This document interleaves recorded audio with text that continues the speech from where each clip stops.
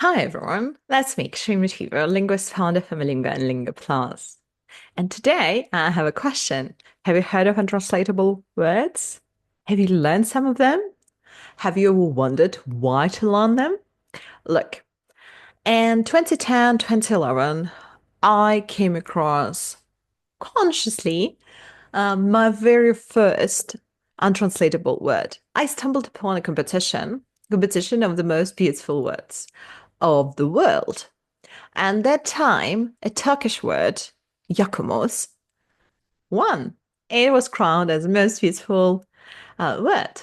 But what fascinated me in the meaning behind yakumos. And if you speak Turkish, you can correct me. I remembered as the surface of the moon, sorry, the reflection of the moon on the surface of the lake. Yeah. Some say that it's just a surface, some say, yeah, it's lake. So in any case, it's very beautiful. And when I found out that such words exist, I said, "Oh, this is something very interesting." And in a year or two, I got a book as a gift, The Meaning of Tingo. If you haven't read it, read it now. There, like since then, there are so many more books dedicated to untranslatable words.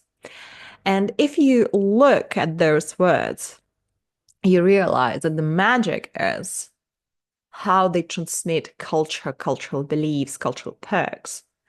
And if we think about it, what is our translatable word?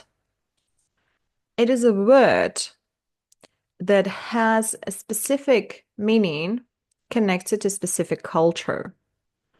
And it may be so specific, like Yakumos, that it may not have any one word equivalent in other languages. And it's fascinating because this demonstrates, like for me, it demonstrates this intricate, delicate differences, details that we all have across cultures. Therefore, if you are somewhere at intermediate level higher, you definitely need to look for such words because eventually they're pearls, like they're jewels, in our language, cultural learning. Because if you manage to master them, know how to use them, yeah, like apply them in certain contexts, you'll thrive. Of course, you may say, what about idioms, set phrases? Agree. Yeah. They also fall in the same category as you say, like, yeah, modo di dire, like in Italian, so idioms. Um, they are fall in the same category, and what's fascinating about idioms and context, how they were created, because behind every idiom there is a story, semantics, and that's what I've always been, wondering about. Oh, how this came around, or why do we say this and that?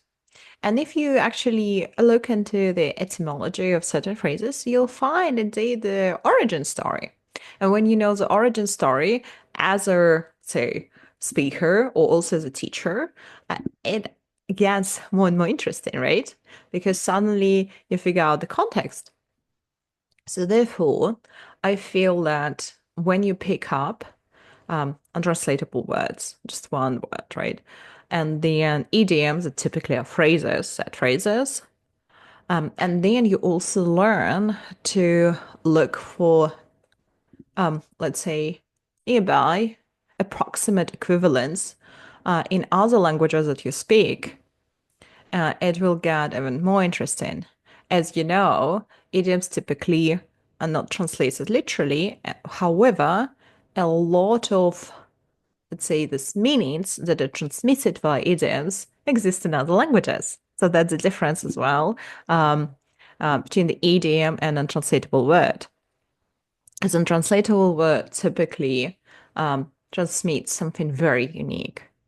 Idioms can be unique or can be just a different way of saying something that's also reflected in other cultures. And for instance, we can take emotions like saudade, saudade in Brazilian Portuguese, especially, yeah, about this feeling of longing and then nostalgia, so on and so forth, yeah, about like other people. that are left, yeah, across the ocean, literally, people we love.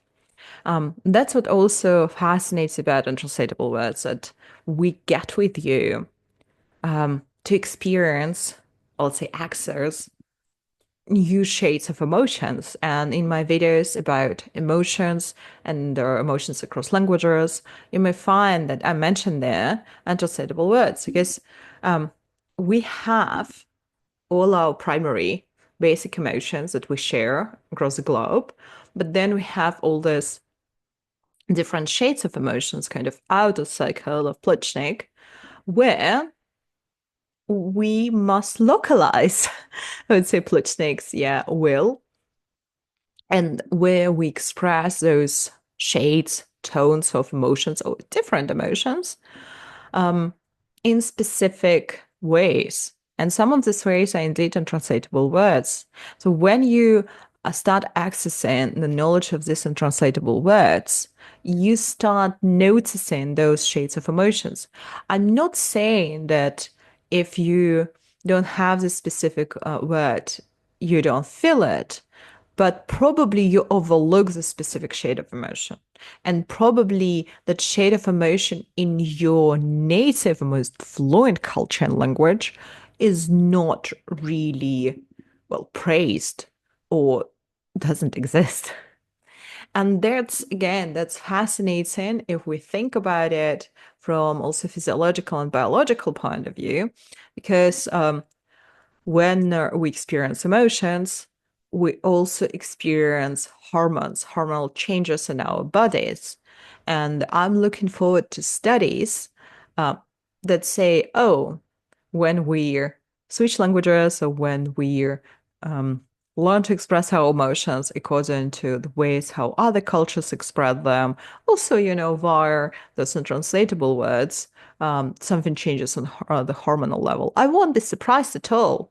I'd love to see that, and maybe nothing changes, but I feel that probably something indeed changes as well on the physiological level. Yeah, we've gone really deep, right? But what I suggest about untranslatable words, when you are at an intermediate level or higher, you need to get deeper into the cultural roots of your target language and also psychology of that culture. One of the best ways is to look at translatable words to understand better the concepts that are moving that particular culture and how they expressed via your target language. When you get that, then you can go deeper as well into the idioms and the like history behind them, the origin story, and then try to apply them in context. And I believe you'll find also your favorite words, like your favorite untranslatable words. And you can be really like goofy about them and you can pick up some untranslatable words from other cultures, other languages, because this will also help you to expand your horizon and see what kind of concepts exist in other cultures, the languages of which you don't speak yet. Well, I hope I sparked some of your curiosity and you will go now and look for those books about untranslatable words, learn something fun and useful. Well, if you like this video, like it, follow us on Malingua on YouTube and social media. And this is me, Katrine McFever, linguist founder from Lingua and Lingua Plus. Thanks for watching. Bye.